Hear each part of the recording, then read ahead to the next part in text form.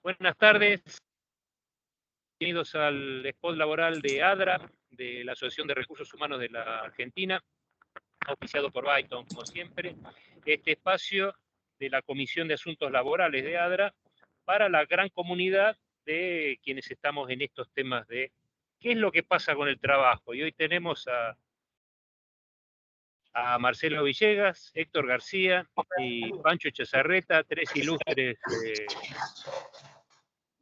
digamos, colegas que nos van a contar un poco, ¿no, Mariano, acerca de este proyecto de ley que ha tenido media sanción en Así la Cámara de es, Diputados?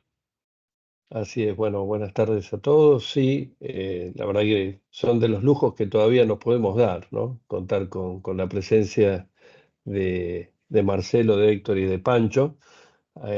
Creo que el análisis de distintos ángulos, ya sea lo legal, el aspecto político, que también va a tener seguramente algún pasaje, pero fundamentalmente también lo que tiene que ver con la perspectiva de administración de recursos humanos en general, va a ser muy ilustrativo en esta proyección, porque todavía estamos en veremos y todavía estamos por ser, ¿no?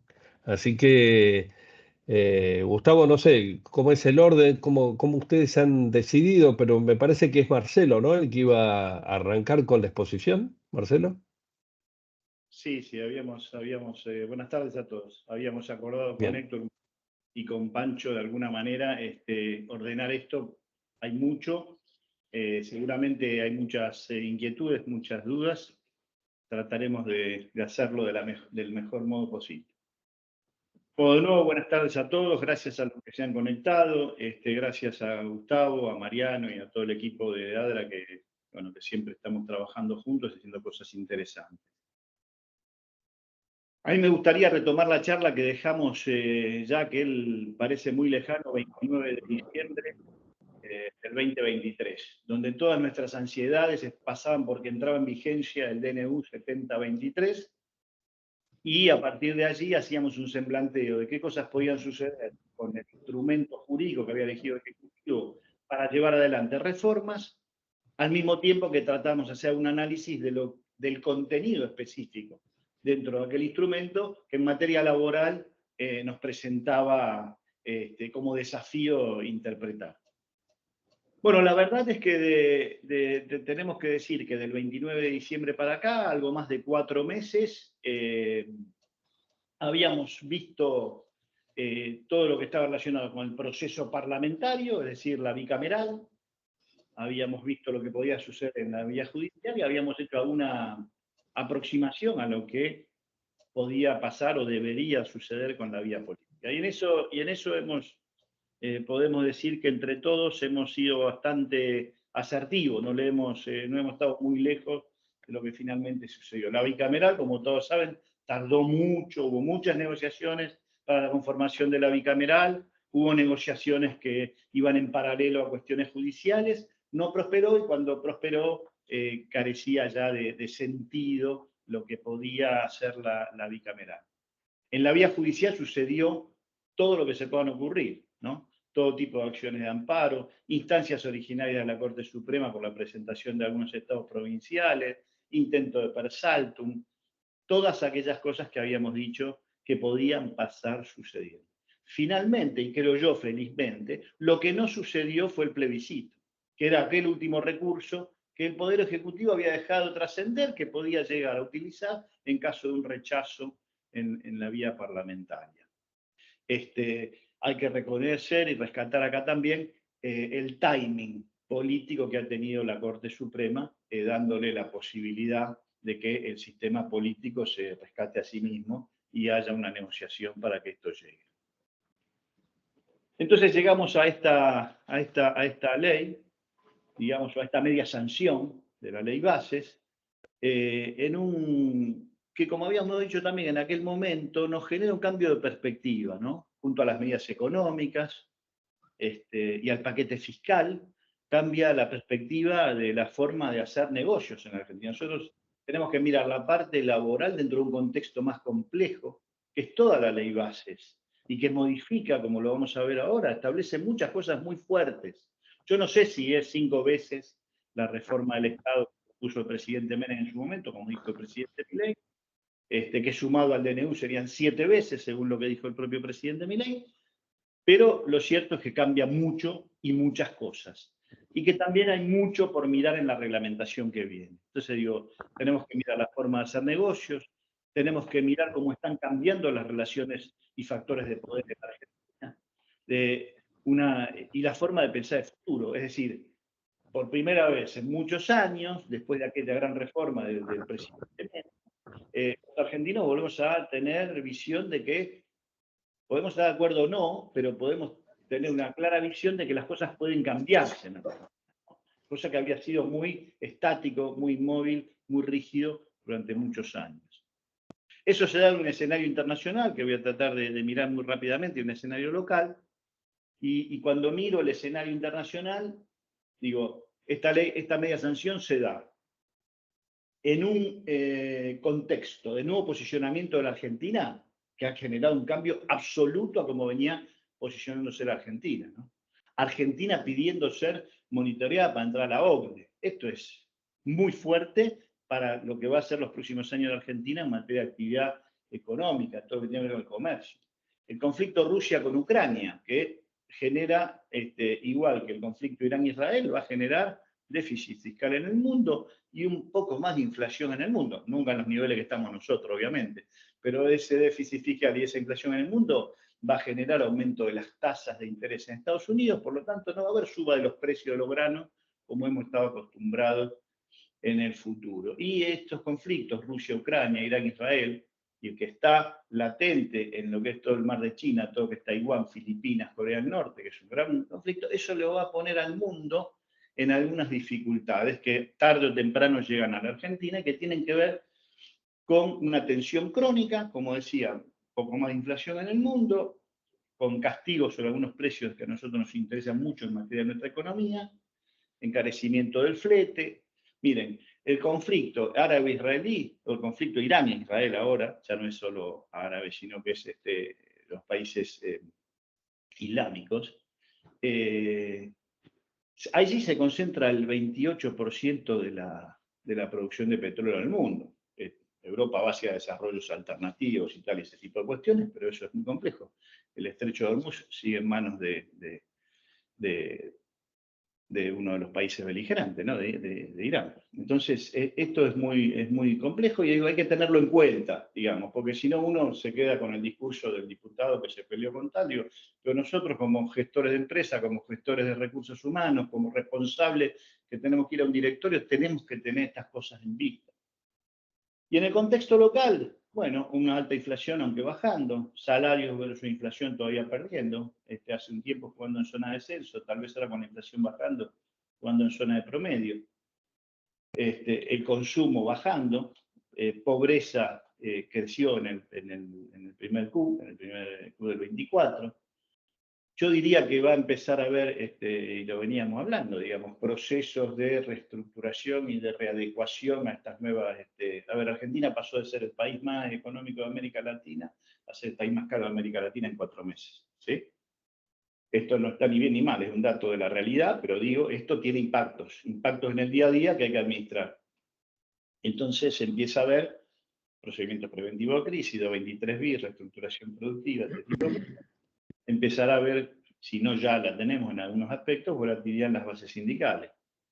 Y en las cúpulas, tanto sindicales como políticas, después de estos 4 meses, donde hemos tenido cuestiones muy fuertes, digamos, de cirugía mayor en muchos aspectos, cúpulas recalculando, ¿no? Diría la voz del GPS.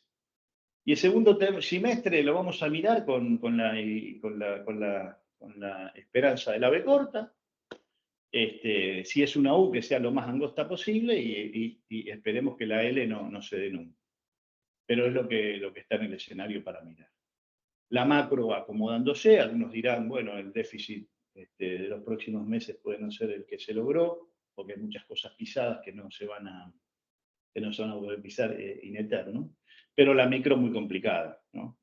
La micro de nuestras familias, de nuestros empleados, de nuestros colaboradores, digamos, Y es ahí donde tenemos que mirar lo que viene ahora en la reforma laboral. El gobierno pudo hacer esto. Yo siempre uso un ejemplo de la termodinámica, ¿no? La termodinámica tiene un principio que dice, cuando un sistema basado en diferencial de presiones, los sistemas políticos están basados en diferencial de presiones, las relaciones laborales son diferenciales de presiones,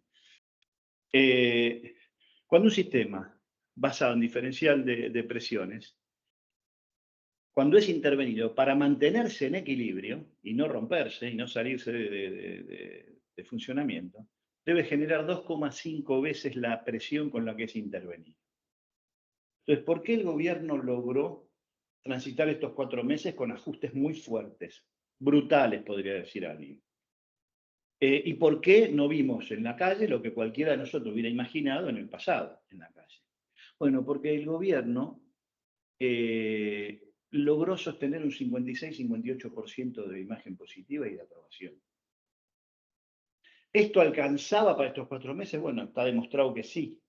¿Alcanza para el futuro? No lo sabemos. Lo que sabemos es que la media sanción fortalece la posición del gobierno, la estabilidad y la gobernabilidad. Entonces, vuelvo un poquito para atrás. Bicameral no funcionó, la vía judicial hubo de todo y no se resolvió. La vía política, el gobierno negoció. Más allá del 56-58%, negoció con pragmatismo. Después de aquel primer traspié, cambió la relación de fuerzas en diputados. Negociar, nosotros lo sabemos, todos los que estamos aquí, implica conceder, en este caso con actores formales e informales, y el sistema no colapsó, se rescató a sí mismo y nos dio una media sanción. Una media sanción que obtuvo 142 votos a favor, 106 en contra, 5 abstenciones. Y la ley pasó de 664 artículos a 232 artículos. Y la reforma laboral pasó de 60 a 17. Pero fíjense una cosa. Se establece la emergencia por un año en materia energética, económica y financiera. Una reforma bastante profunda del Estado. La consolidación de la deuda pública y el Fondo de Garantía de Sustentabilidad de ANSES, la participación del Estado en todas las empresas con dinero de ANSES. Se restablecen muchas normas y muy profundas de todo el régimen de defensa de la competencia.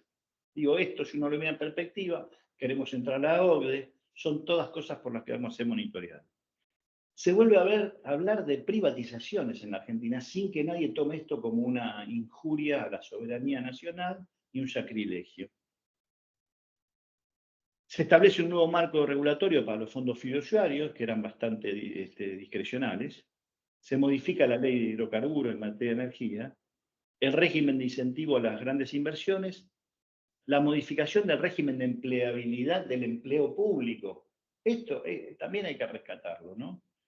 Digo, de vuelta, no estoy afirmando, no estoy haciendo una apología, una apoteosis del gobierno. Digo, nosotros como técnicos tenemos que ver estas cosas y decir, bueno, hay modificaciones, después discutimos si son las que desearíamos o no y qué efecto pueden tener, pero digo, son cuestiones que son importantes. Unificación de entes reguladores energéticos, esto para un país que mira a vaca muerta y todo lo que tiene con la energía de un modo diferente es importante, y obviamente la reforma laboral. Entonces digo, ¿cómo leer esta reforma? Bueno, esta reforma, cuando uno la mira en detalle, la reforma laboral nos habla de algunas cuestiones que han quedado afuera en principio. Entonces alguien puede decir, bueno, pero es acotada, la verdad que no era lo que esperábamos. Sí, esto es así, y es posible que quien nos diga eso tenga razón. Pero lo cierto es que se avanzó en algunas cosas fundamentales. Y antes de entrar en esas, porque en eso, las que tienen que ver con los temas específicos, yo voy a tratar de dar un semblanteo, Mariano y Gustavo, y seguramente Héctor y Pancho van a hacer mucho más foco en las preguntas. Yo lo que quisiera hoy es despertar en los colegas de recursos humanos, como colega que soy de recursos humanos, más allá de ser abogado, las preguntas que tenemos que hacernos. Porque seguramente muchos de ustedes han recibido, pedí al estudio jurídico que nos asesora, que nos haga un análisis del impacto posible que tiene en nuestra o nuestras empresas estas cuestiones. Entonces digo, la primera cuestión que quiero compartir acá es, si ustedes leen la ley, y en casi todos los capítulos, pero digo, estaría bueno leerlo como ciudadanos, como gestores en las empresas, pero aunque nos limitásemos al capítulo laboral, ustedes van a ver que es muy enunciativa. Es decir, siempre tiene en algún punto, el último punto dice, y todos los marcos, y todas las leyes, y todas las que resulten impactadas. Deja esa puerta abierta. Y en segundo lugar, deja mucho abierto a la reglamentación también. No sé si es mucho, pero digo, deja una discrecionalidad a la reglamentación importante.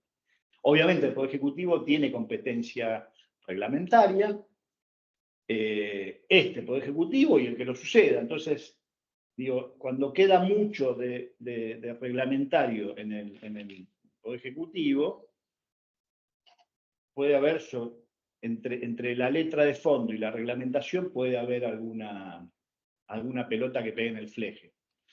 Y esto, digamos, pensando en el largo plazo, también el día de mañana otro Poder Ejecutivo con facultades reglamentarias podría cambiar esa reglamentación, ¿no? Entonces digo, no voy al extremo de decir a mí el alto nivel de reglamentación que deja abierto me genera la sensación de inseguridad jurídica, pero digo, hay márgenes que hay que analizarlos desde ese punto de vista. Sobre todo cuando uno mira la legislación laboral en Argentina, desde 1933 para acá, para tomar un punto, y hasta la ley de teletrabajo, digamos, muchas leyes no han sido reglamentadas, entre ellas la 2744, ¿no? A un texto ordenado allí. Digo, y eso es diferentes composiciones parlamentarias, diferentes asociaciones sociales y económicas, gobiernos militares con decreto de la Comisión de Asesoramiento Legislativo y gobiernos democráticos, con mayorías parlamentarias que tal vez hoy no existen, con partidos que ya no existen, con ideologías que han sido subsumidas en otros, digamos. Entonces, digamos, si ustedes me preguntan a mí, y esto corre por mi cuenta, y me gustaría el día de mañana tener una legislación laboral en Argentina basada en un Código Federal del Trabajo, que dé certeza plena y tenga su código de procedimientos y sus reglamentaciones. Pero bueno, esa es otra charla. Vamos a lo nuestro. Fondo de cese laboral. Es una alternativa al 245, debe ser acordado por convenio colectivo. Y aquí seguramente Pancho nos va a contar cómo ve esto desde el punto de vista de las cámaras empresarias, ¿no? Porque es la Cámara más el sindicato más representativo del sector o la organización de segundo grado que lo represente. Y más allá de los debates públicos y las posiciones de cámaras y sindicatos, se generará una discusión conceptual muy fuerte dentro de las cámaras empresarias. Tal vez por la posición diferente que haya dentro de las cámaras empresarias, distintas empresas, de decir, bueno, si yo estoy dispuesto a poner el 8% o el porcentaje que sea de la masa salarial en un fondo de desempleo, que es a costo del empleador, que podrá contratar una institución que administre eso, y después habrá que ver cómo se reglamenta, ¿no? Habrá una reglamentación, y acá pregunta, ¿habrá una reglamentación como la que tuvieron las AFJP, que era el gobierno? Y bueno, la cartera tiene que estar compuesta y el seguimiento de esos fondos. ¿Quién hará la auditoría, el contralor de la aplicación de esos fondos, ese tipo de cuestiones? Porque sí es cierto que si esto genera muchos acuerdos, habrá una enorme masa de dinero todos los meses gestándose en distintos lugares. Hay que ver cómo se la vuelca a la producción, al crédito. Entonces va a haber en la reglamentación que mirar muy en detalle esto. Pero más allá de eso, la pregunta es si será idéntico al de la UOCRA o no. En el de la UOCRA es un 12 el primer año, un 8 el segundo. ¿Será a través de cuenta bancaria o se constituirán fondos administradores por compañía de seguro, con reglamentación sobre las inversiones, como decía antes, tipo FJP? ¿Qué pasaría tendríamos dos sistemas en una empresa, digamos, el que acuerdo para el personal convencionado dentro del convenio colectivo, otro para el personal fuera de convenio, excluido. Son preguntas que dejo, digamos, puedo animar una respuesta, pero me parece que Héctor y Pancho están mucho más profundos que yo en esos aspectos y tal vez recojo algunas de las preguntas que surjan de ustedes. El empleador puede contratar un sistema privado de administración a su costo, eso lo dice la ley. Podrán autoasegurarse en el sistema que se defina. Cosas para tener en cuenta. El famoso sistema BOCRA funciona muy bien en la construcción porque empieza y termina. Es un cambio de paradigma absoluto y hay que ver cómo se negocia, cómo estamos preparados para negociar en convenio colectivo el cambio de semejante instituto, ¿no? Es auspicioso, para mí es auspicioso, pero dejo la inquietud.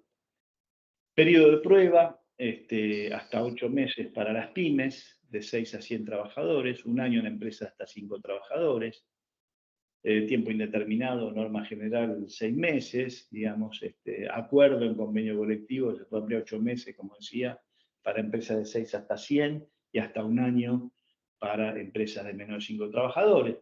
Aquí la parte empresaria tendrá que ser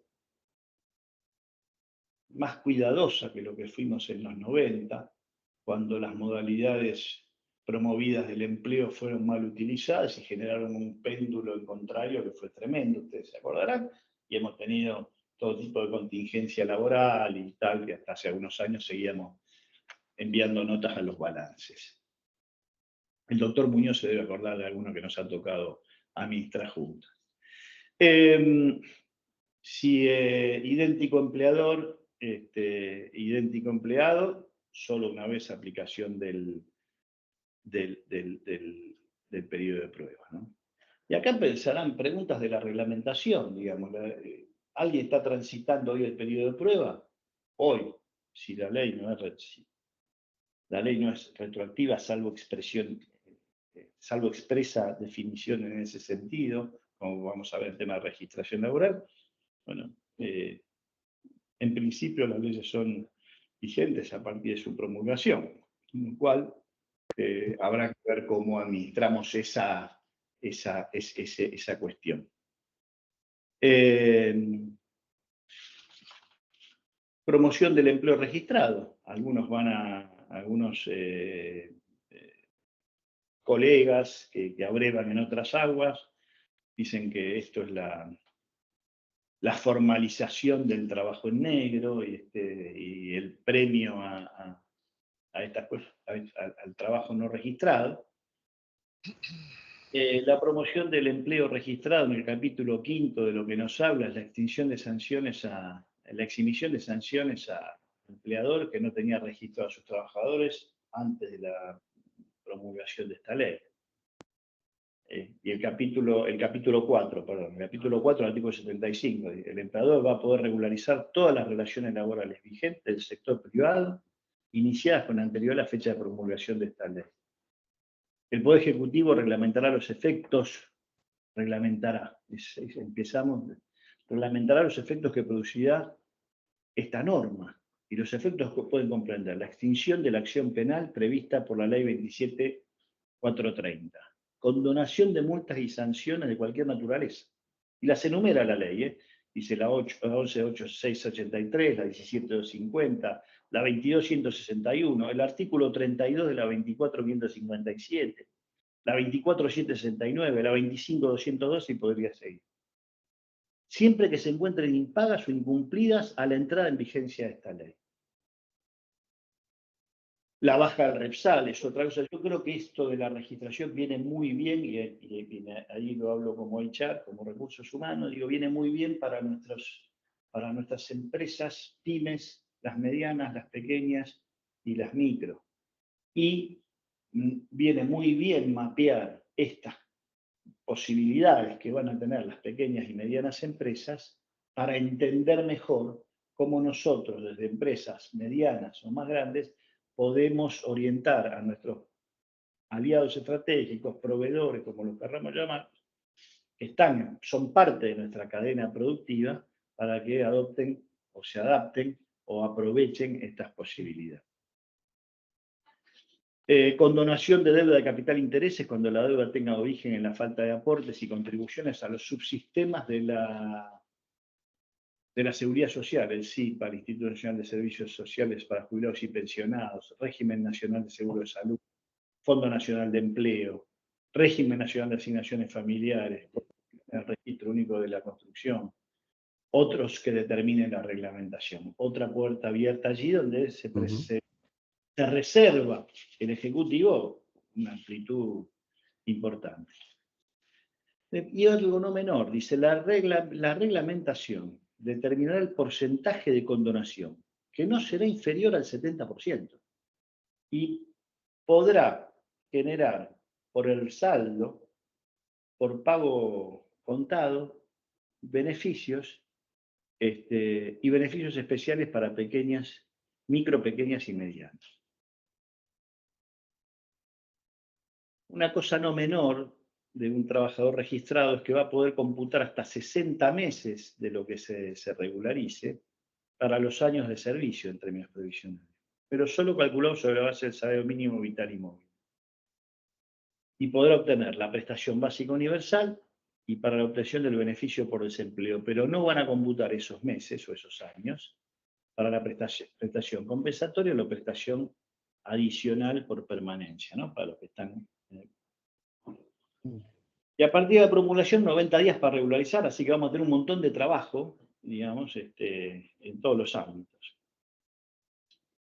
El artículo 80 dice algo interesante. Dice, la AFIP y demás órganos de Contralor se abstendrán de determinar deuda o inspecciones por los periodos regularizados. Es decir, si el empleador hace las cosas bien, eso murió. El 81 nos habla de la simplicidad registral, también habla sobre recibos de sueldo, simple, inmediata, expeditiva, medios electrónicos, hasta 2 empleados, sistemas ágiles para la confección de recibos de sueldo. La discriminación en el despido, al crear el 245 bis, establece un agravamiento en el pago de la indemnización por despido si hubiera sentencia que acredita que hubo una situación discriminatoria. No lo agrega la ley, yo lo agrego, digamos, pero por efecto profesional es si existiera una sentencia firme, ¿verdad? Y el juez podría llevarlo hasta el 100%. Finalmente, y para ir terminando y dejar la entrada ya en cada uno de los institutos a Pancho y a Héctor, el trabajador independiente, ¿no? Esto es un lindo instituto para sacarle bien el jugo, ¿no?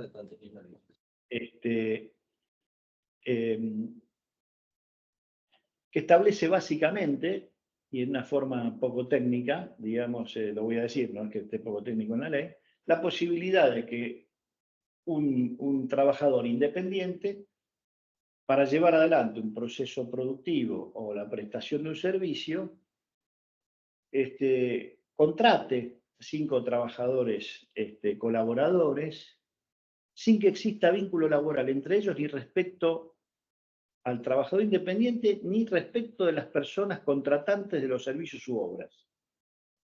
Esto en la CGT en algún corrillo lo llaman el ítem cuadrilla, ¿no? Bueno, habrá que ver cómo funciona, pero en principio pareciera que para las microempresas o las pequeñas empresas que conocemos en otros países, como Italia, que funcionan muy bien, puede ser un puntapié muy, muy importante. Lo que tenemos que tener en cuenta es que hoy hay asalariados registrados en el mundo privado, 10.3 millones. Y trabajadores independientes, monotributistas, autónomos o todas sus formas, 3.100.000. Este régimen podría ampliar ese segundo universo y existiría el pago de una cuota mensual hacia el régimen previsional, régimen de obras sociales, Sistema Nacional de Salud y SRT. Y después la ley toca un poquito así de costado, y con esto termino, algo de trabajo agrario, ¿no? Donde hay bastante para analizar, digo, pero el periodo de prueba lo mantiene en 3 meses. Creo que es algo de lo más interesante. Habla también de la bolsa de trabajo, también dice que el empleador puede o no tomar a alguien de la bolsa de trabajo, y creo que para los que tienen explotaciones o servicios en tema de trabajo agrario va a haber muchas más novedades en las reglamentaciones por venir, que reglamentarán este artículo específico de la ley o modificarán reglamentaciones vigentes hoy en el sistema de básicamente trabajo rural, WATRE y otras organizaciones. Bueno, hasta acá tengo el panorama que yo quería compartir, Mariano, Gustavo. Gracias. Así que quedo a disposición. Muy, Bueno, por queda demás más. interesante, ¿no? Ahora, antes de pasar a Héctor o Pancho, no sé si es Héctor, me parece que iba a tomar la palabra, digo, lo poco cuánto es, al fin y al cabo, ¿no? Cuánto respecto a lo que estábamos acostumbrados con tanta sequía, con tanto la línea, ¿no? Digo, no podíamos modificar o no se podía modificar en un sentido claro de producción o de productividad o de mejora de condiciones, aparentemente nada. Igual estamos en veremos, estamos en potencial, Sí, pero es un montón. sí, digamos, y con esto sí, estamos en una semana muy particular, hoy paro de la CAT, Ujú. el jueves paro nacional, esto de no protestamos contra la reforma porque la negociamos, pero esto del recalculando es muy evidente. Y el tratamiento, obviamente, que queda es en la Cámara Alta, en la Cámara de Senadores, donde hay que asegurarse que no se cambie una sola coma, ¿no? Digamos, el gobierno deberá asegurarse, digamos, porque si no, todo esto vuelve a diputados y es el ping-pong, ¿no? El rebote. Así que, No, y si vuelve a diputados con modificaciones, se requiere la mayoría agravada. exactamente. Sí. Exactamente. Bien. Así que debe haber despachos que están al rojo vivo en estos días. Así es, Tomás. Bueno, Bueno, muy bien, Marcelo. muchas gracias, Marce. Muchas No, gracias. gracias a ustedes. Vamos a Héctor y a Pancho a ver qué es Por lo favor. Dale, vamos rápidamente, que nos quedan 20 minutos. Agradezco la invitación y el honor de compartir el panel con Marcelo y Pancho. Complementando lo que dijo Marcelo y haciendo foco en lo que señalabas vos, Mariano, sobre la importancia de esto, a veces uno pierde perspectiva. Yo no tengo dudas que con esta media sanción se inicia en Argentina un ciclo de reformas laborales como hace 24 años no ocurría. Y digo 24 años sin caer en un dato anecdótico, porque desde la 25.250, que fue la reforma que después se desprestigió llamándola Ley Banelco, para aquí no hubo ninguna reforma que resolviera a través de las regulaciones los problemas distorsivos que tiene el mercado de trabajo. Sabemos muy bien que el diputado Recalde, con mucha eficiencia, durante la década pasada se encargó de que la Cámara de Diputados le restituyera a la ley de contrato de trabajo la fisonomía que tenía hace 50 años, es decir, en 1974, ese fue el objetivo. Y después hubo algunos pequeños ajustes adicionales que también han terminado fracasando desde el dato estadístico. El ejemplo más claro es una ley demandada por el mercado como consecuencia de la impronta digital y acelerado por la pandemia, terminó siendo una oportunidad desperdiciada porque se le dio una respuesta analógica y desde la desconfianza, y esa ley hoy casi no se utiliza. Entonces yo diría, ¿se viene una reforma laboral? Se viene. ¿Es la reforma laboral posible? No cabe dudas. No había más votos que no sea para esto. Digo porque por ahí escucho o leo una reforma laboral escasa, un gesto de reforma austero. Por alguna razón consciente o inconsciente, Marcelo hizo foco en el fondo del cese, porque esa fue la única iniciativa que este gobierno tenía como reforma laboral en su cartera, en su agenda.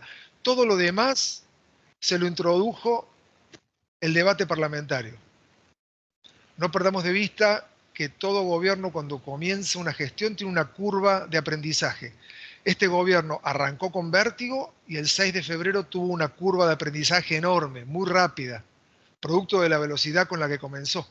Pero por suerte, porque ese aprendizaje, que fue el golpe de haber no podido aprobar la ley de bases, permitió volver con esta nueva versión que introduce la dimensión laboral, que no estaba, porque estaba toda en el DNU 70, que está paralizado judicialmente, que está rechazado por el Senado y que la Corte, como bien señaló Marcelo, no se involucró hasta que la política no lo resuelva, es decir, nunca.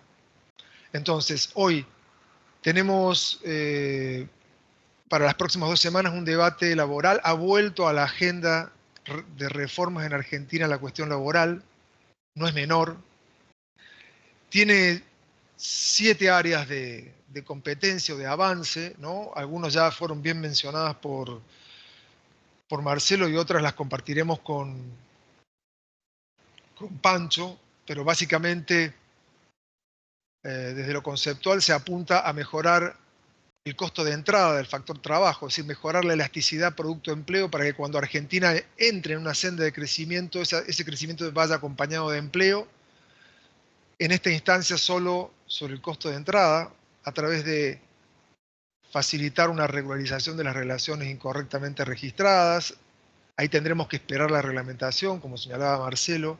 Pero es lógico que esta reforma tenga una textura tan abierta y que deje tanto a la reglamentación del Poder Ejecutivo, porque no fue diseñada por el Poder Ejecutivo. ¿Se entiende, no? Sí, correcto.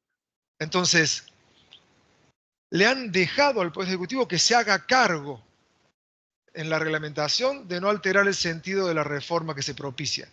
Se derogan todas las multas de la Ley de Empleo, de la 25.323, justamente con el propósito de restablecer el objetivo que la Ley de Empleo no pudo cumplir. La Ley de Empleo del 26 de diciembre de 1991 nació para fomentar el empleo y terminar con la clandestinidad laboral que en ese momento rondaba el 20%. ¿Cómo estamos hoy en Argentina? Hace 11 años que no generamos empleo, tenemos una clandestinidad laboral en el entorno del 40%, una población que del 2000 a la fecha creció un 22% y el empleo público un 78%. Por eso es que se le dedica en esta ley de bases tanto espacio al régimen del empleo público, porque hay que empezar a trabajar fuertemente ahí, y si tenemos tiempo vamos a ver que nos deja 2 perlas muy interesantes el régimen de empleo público, que yo considero que pueden ser refractarias y bienvenidas para el sector privado. Una tiene que ver con no pagar salarios durante la huelga, una obviedad, pero que todavía en Argentina las obviedades se discuten. Y la otra es que todo trabajador afiliado a un sindicato en el sector público solo podrán retenerle un aporte solidario si presta expresa conformidad. Estos 2 artículos, 63 y 62 de la Ley de Bases, pasaron por debajo del radar, pero ahora ATE y UPCN ya han tomado nota. Y es una de las razones que también movilizan al paro del jueves. Pero la verdad es que ciertamente esta reforma no provoca ningún perjuicio concreto a los trabajadores que en la actualidad se desempeñan en el mercado laboral privado. A lo sumo, los viajantes de comercio podrían sentirse menoscabados porque les derogan el estatuto del viajante, que nació en 1958. Como verán, en Argentina, para hablar de institutos laborales hay que hacer un curso de historia, casi clásica. Pero FUBA y ABA, que son los 2 sindicatos que representan a los trabajadores, vendedores externos o viajantes de comercio, tienen sus 3 convenios colectivos de trabajo. Bueno, uno de ellos negocia Pancho periódicamente a través de la Cámara Argentina de Comercio y la CAME.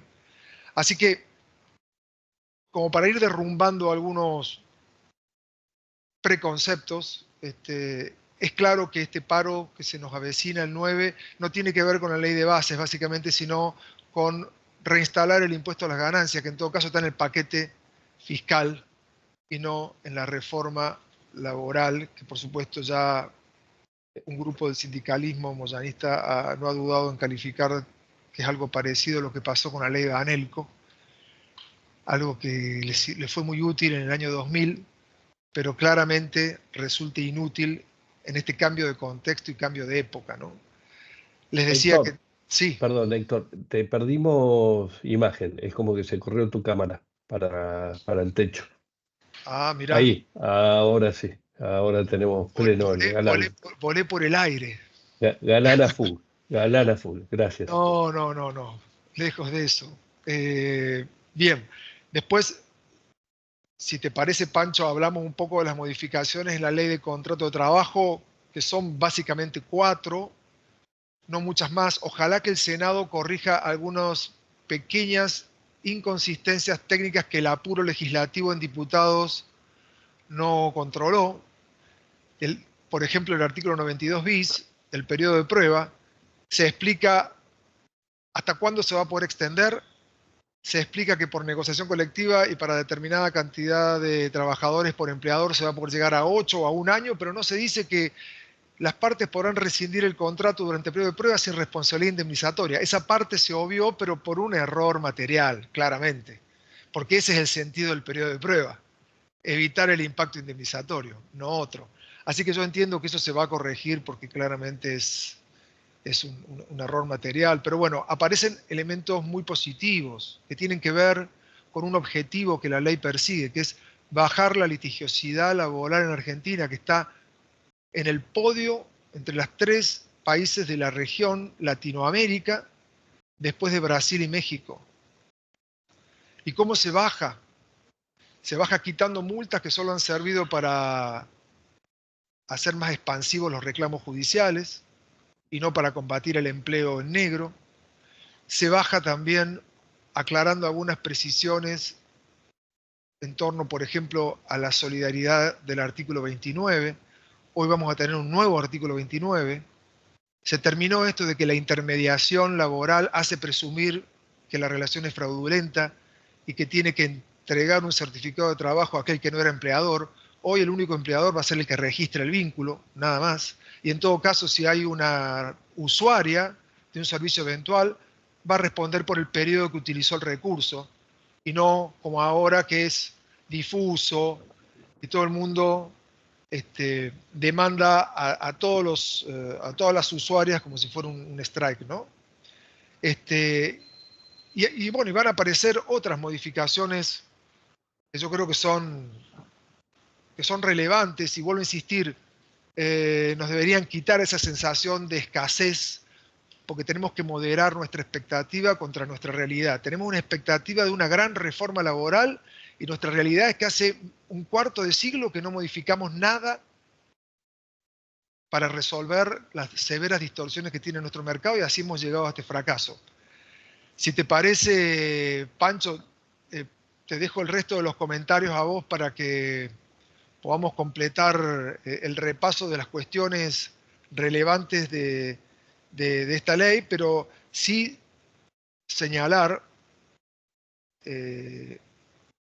como un cierre inicial para algunos que se lamentan diciendo, he escuchado a algunos diputados que dicen, hasta han introducido el periodo de prueba en el trabajo agrario. Bueno, es bueno que sepan que Urgara, que es uno de los sindicatos de residores de granos más preponderante dentro de la actividad agraria, tiene periodo de prueba habilitado convencionalmente por 6 meses hace varios años. Así que yo no veo cuál es el asombro, quizá por ahí de algún diputado del MST que hace rato que no tiene vínculo con el mundo del trabajo, entonces posiblemente considera que es absolutamente desnaturalizador el periodo de prueba en una relación continua y permanente como ocurre en la actividad agraria.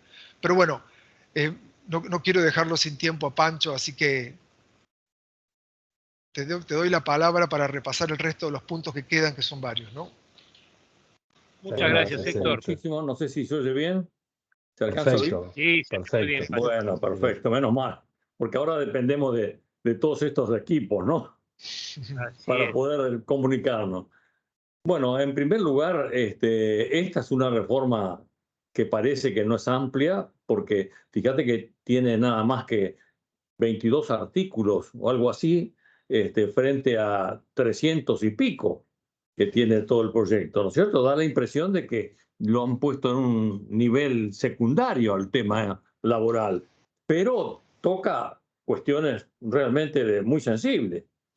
Por ejemplo, el tema del periodo en que puede estar a prueba un trabajador, es importante realmente, y más aún ahora con las innovaciones que hay tecnológicas, que son muy importantes de capacitación y adecuación, que impedirían que en 3 meses las empresas fácilmente puedan determinar si un trabajador es apto o no, ¿no es cierto? Así que creo que es una medida importante. Lo que yo veo es, con respecto a la indemnización del 245, cuando se había puesto 3 meses, la indemnización regía por año o periodo mayor a 3 meses. Ahora, con el esquema de incrementar a 6 meses y posiblemente a 8 o a 1 año, habría que ver cómo juega esa proporción de 1 año y 3 meses después, ¿no? Parecería que son pequeños detalles a retocar. Es un comentario nada más, ¿no es cierto? Y hay muchos otros aspectos que también va a haber que ir perfeccionando.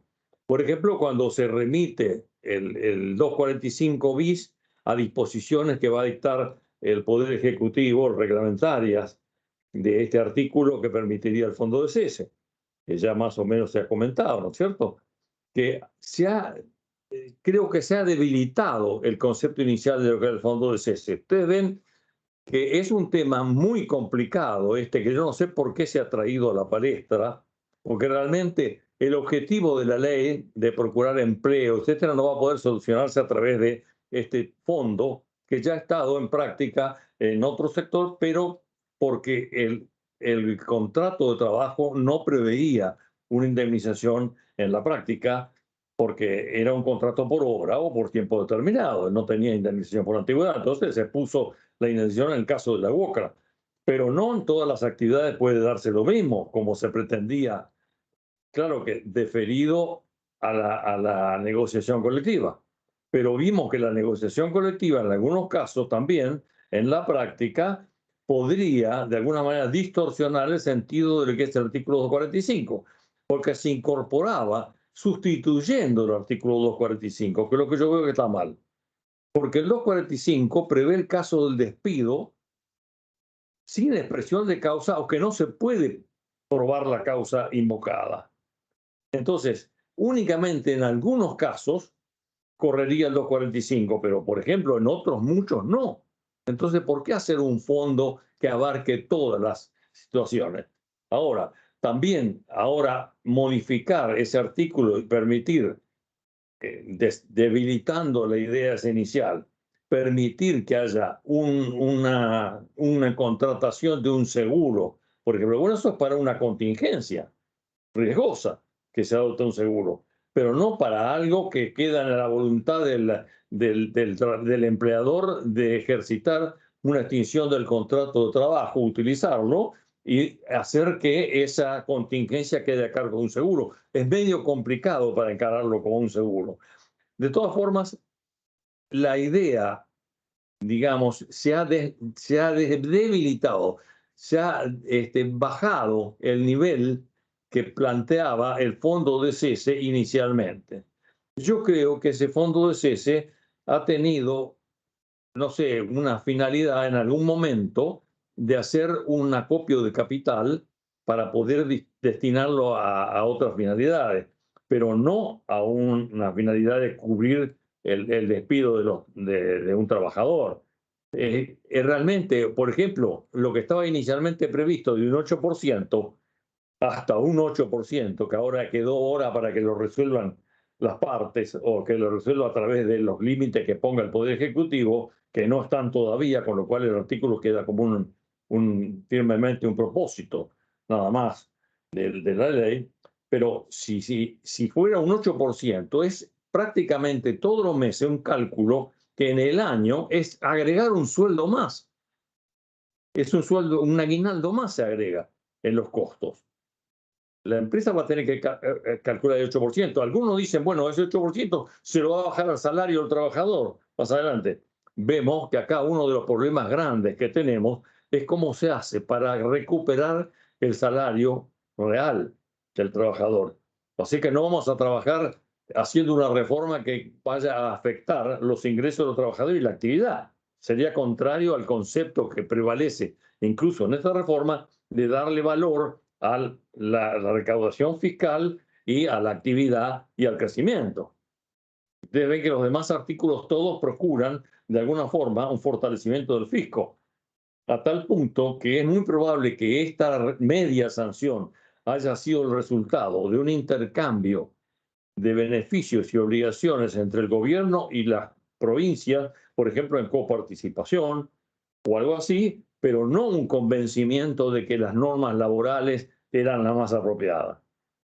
Posiblemente haya influido en algo en las modificaciones de algunas disposiciones, pero no creo que el objetivo de esta disposición haya sido fundamentalmente introducir una reforma laboral, sino que vaya a la cola de otra serie de reformas que deben fortalecer la posibilidad de que el gobierno privatice, se haga de fondo, se establezca el impuesto a las ganancias más, que es uno de los aspectos que va a complicar precisamente la relación con los gremios, porque tenemos en el sur o en la actividad marítima, por ejemplo, con acuerdos que se han realizado e inclusive normas que significarían una carga impositiva para los trabajadores que debilitaría su ingreso con grandes complicaciones para la relación con el personal de las empresas.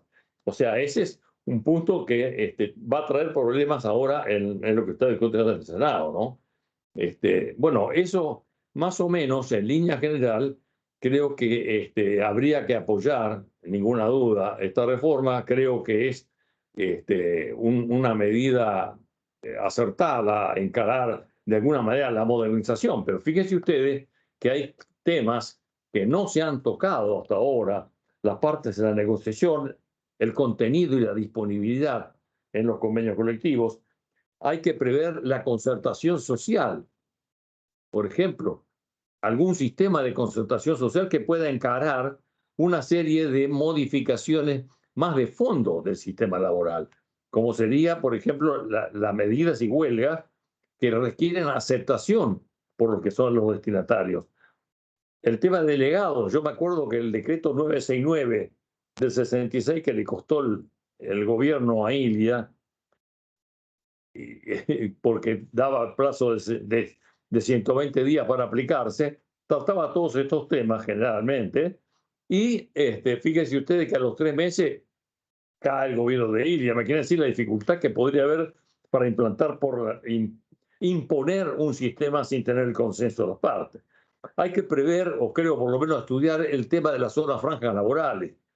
Las zonas francas laborales podría ser un sistema en donde en algunas partes, como es en el sur, o en algunas partes que haya dificultades de traslado, etcétera, pueda haber algún tipo de normativa específica que se establezca. Eso estaría y debería estar dentro de la disponibilidad de los convenios colectivos para modificar ciertas normas, porque acá en el sistema que tenemos actualmente, los convenios colectivos no pueden modificar más que para arriba. Y hay un crecimiento constante de los costos y todo. No hay posibilidad de que alguien pueda ponerse de acuerdo para mejorar el sistema laboral. Siempre está cargado de política.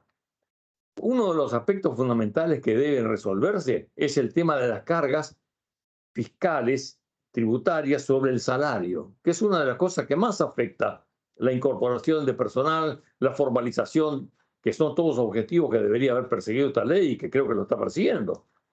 Ahora, la acreditación de créditos laborales es algo que requiere de una norma legal, evidentemente. No podemos estar dejando librado al criterio jurisprudencial el tema que está generando una serie de conflictos. Y por último, yo diría que habría que agregar la negociación internacional que se está generando y la aplicación de las normas al trabajo internacional, que es otra de las cosas que no tenemos previsto. En este momento, por ejemplo, se contrata un trabajador que está en Seúl o que está en Tokio y empezamos con la aplicación de las normas, las cargas tributarias, etc. Y es muy complicado. Eso inclusive cuando hay un conflicto en donde hace los reclamos. Y esto ha generado una serie de inquietudes para hacer convenios colectivos internacionales, de modo tal de poder establecer cuáles son las jurisdicciones, las competencias para reclamar, etcétera, etcétera, y las cargas previsionales. Porque si hay alguien que está en otro país y tiene mejores cargas provisionales que acá, ¿para qué vamos a aplicar la normativa argentina? Que hasta ahora no ha dado muchos resultados, ¿no es cierto? Bueno, yo no quiero abundar mucho en esto, especialmente después de lo prolijo que ha sido la exposición de que me precedieron, que yo los acompaño nada más, como siempre digo, por afecto, pero no porque tengan méritos. Así que les agradezco muchísimo. Por favor, Pancho. Gracias a vos. Claramente siempre nos iluminás con algunas ideas y algunos comentarios muy atinados. Creo que estamos en la hora, ¿no, Gustavo? Sí, Ya, tenemos dos preguntas ahí, a ver si podemos hacer algo dale, cortito. Una dale, dice, por las dos favor. tiene que ver con este 8%, el seguro o la previsión para los despidos. Una dice, Ujú. para cuando habiliten preguntas, ¿no? Dice, el 245 bis infine, en cuanto el despido extingue definitivamente el vínculo laboral a todos sus efectos, ¿se interpreta que se terminan las medidas de reinstalación? Esta es una. Y la otra pregunta es una cuestión bastante puntual y técnica. ¿Es posible cubrir el fondo de cese del 8% con un seguro? En realidad, la primera pregunta está vinculada al despido discriminatorio, que Ujú. introduce con acierto, a mi modo de ver, esta reforma porque es una contribución a evitar la litigiosidad. Litigiosidad que incluso venía emparentada con medidas cautelares de reinstalación. Lo Así que es. se evita con esta iniciativa es que se tarifa cuánto va a costar discriminar a alguien que no va a poder ser reinstalado.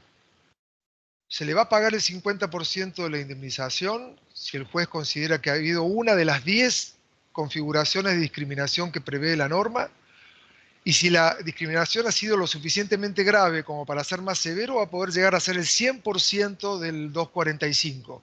Pero no va a haber acción de reinstalación, no va a haber medidas cautelares. En definitiva, no se estimula la litigiosidad laboral, que es un poco el objetivo de Muy bien. esta forma, ¿no?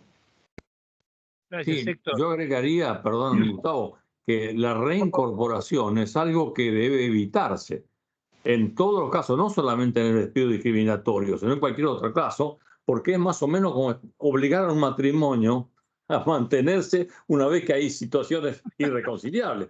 Imagínense ustedes, esto es una cosa evidente, debe sustituirse por una razonable indemnización, así que eso es razonable también lo que se ha puesto en este artículo. Extingue el contrato, después se indemnizará o se indemniza, pero el contrato queda extinguido. Y esto es motivo también de crítica del sector sindical, ¿no? Ujú. ¿Y lo de contratar un seguro para este fondo?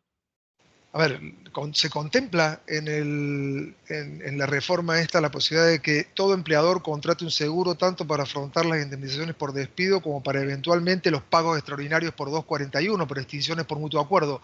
Lo que pasa es que de cara al fondo de cese, que como dice Pancho va en sustitución del 245, algo que no es coherente ni consistente, porque le va a corresponder a todos el fondo de cese, en cambio el despido sin causa le cabe al que se decida extinguir el Ujú. contrato o no, va a depender de muchos factores. El primero de ellos es de la tasa de rotación de la actividad de que se trate. Hay actividades que si no tienen una tasa de rotación determinada es ruinoso un fondo de cese.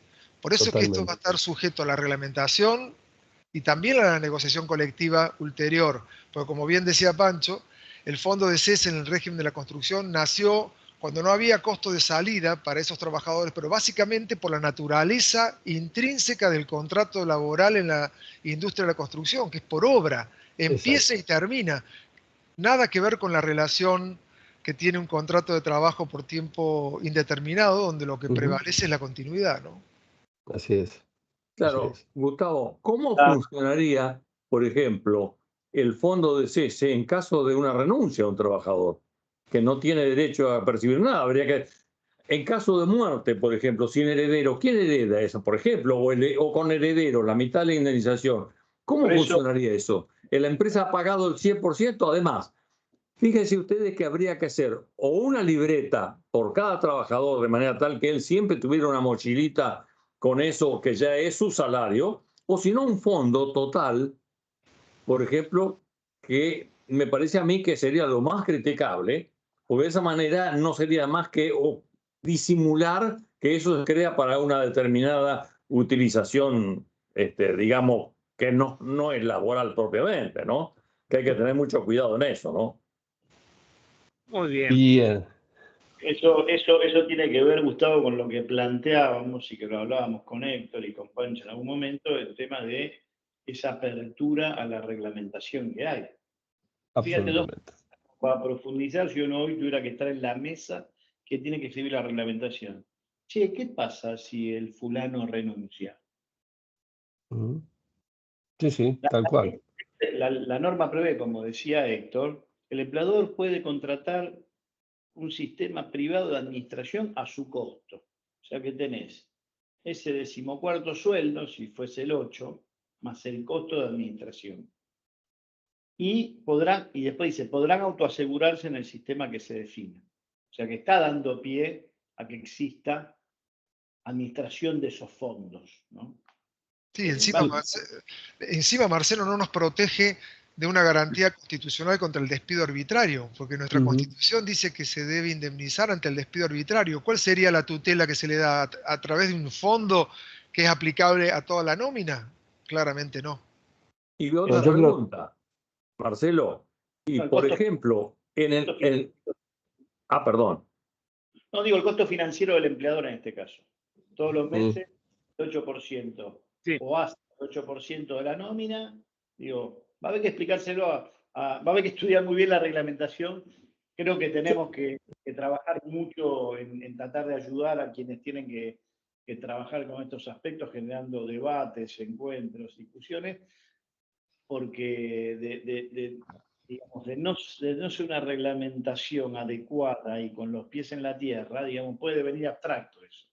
No sé. sí, yo creo que hay un laburo, perdón que me meta así medio por la ventana, hay un laburo de mucha madurez y conciencia de los actores sociales de cada actividad, digamos, ¿no? En distinguir e identificar aquellas tareas que realmente, o aquellos puestos de trabajo que realmente puedan estar sujetos a una dinámica como la que define la industria de la construcción. Digámoslo de otra manera, digo, hay un montón de actividades que tienen trabajos que están sujetos a una obra o resultado o a un tiempo específico y por ahí no contemplan el total de una nómina, ¿sí?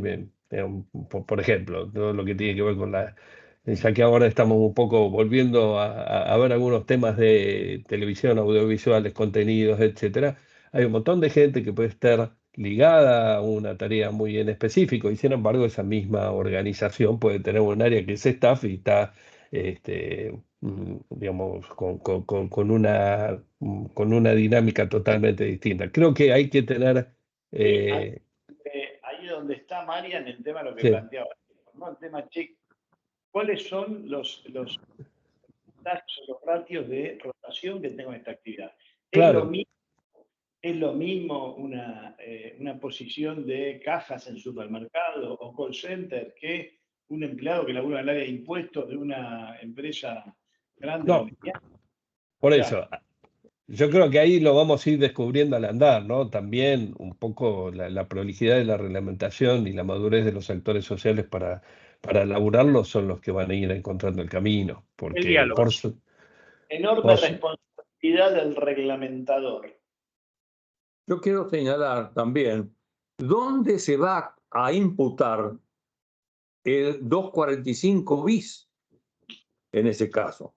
Por ejemplo, si un empleador pagó el 8%, suponiendo que fuera ese el valor, para ese fondo, y despide a una persona dentro del 245 bis, ese importe lo tiene que poner por encima del 8%. ¿Qué pasa actualmente con la UOCRA? Si en la UOCRA, con esa libreta que tiene individual cada uno, alguien despide o corta un contrato de trabajo y dicen que es un despido también arbitrario, como sería el 245 bis, ¿cómo jugaría este artículo incluso dentro de la UOCRA? Hay cosas que tenemos que ir puliendo con el tiempo, inclusive, porque vamos a ver una cantidad de consecuencias. Por ejemplo, lo que va a haber ahora de discusiones simplemente con la derogación de la ley 14.546 la indemnización por clientela, la zona, lo que va a pasar con el que ya tiene el sistema y ahora le quitan esos beneficios. Se le va a aplicar. Antes se decía que se iba a aplicar únicamente a los nuevos empleados, los nuevos viajantes, los nuevos contratados. Ahora no sé cómo va a quedar esa simple derogación que se ha hecho de la 14.546. Esas son cosas que vamos a ver al andar. Vamos a ir viendo todas estas situaciones y se irán corrigiendo. Ojalá que no revirtiendo todo, ¿no? Porque, por suerte, en el 14.546 se quita el libro de viajantes, donde hay que asentar todas las ventas, etcétera. Una cantidad de cosas que está bien derogada. Bueno, pero después veremos a ver cómo se va modificando esto, ¿no? Muy bien, señores. Agradecidísimos a todos, tanto los que están de este lado con la cámara, los presentadores, los que nos han ilustrado sobre este tema, como a todos los participantes que hemos tenido, en el orden de los más de 100. Realmente ha sido un spot de aquellos, ¿no? Un lujito que nos dimos, ¿no, Mariano? Como siempre, la verdad, muy, muy bueno, muy agradecido por el tiempo, por las exposiciones de cada uno. Y bueno, nos seguimos encontrando en este espacio, ¿no? Les mandamos un abrazo muy grande. Muchas gracias, Pancho, Héctor, Marcelo. Próxima estación, reglamentación. Falta la media sanción todavía. La media sanción. No, Es verdad. estás con la mitad de la manzana, ¿eh? Te falta la mitad. Va a haber algunas observaciones puntuales, seguramente, que va a obligar a volver a diputados, y entonces ahí va a haber una insistencia o no respecto del decreto originario, ¿no? De la norma originaria propuesta. Creo que va a pasar así, porque hay cosas que se están discutiendo a ver si se modifican o no. Perdón por el agregado. Bien. Más que válido. Y nos vemos en 15 días entonces en el próximo spot, el 21 de este mes de mayo. Bueno, señora, antes de que se haga el Córdoba, Héctor. Bien, antes del 25 de mayo en Córdoba. No es casual, es causal. Muy bien, señores. Nos vemos. Muchas Muchas gracias. gracias a todos. Que tengan un buen día. Chao, Un igualmente. saludo, gracias. Chau, chau.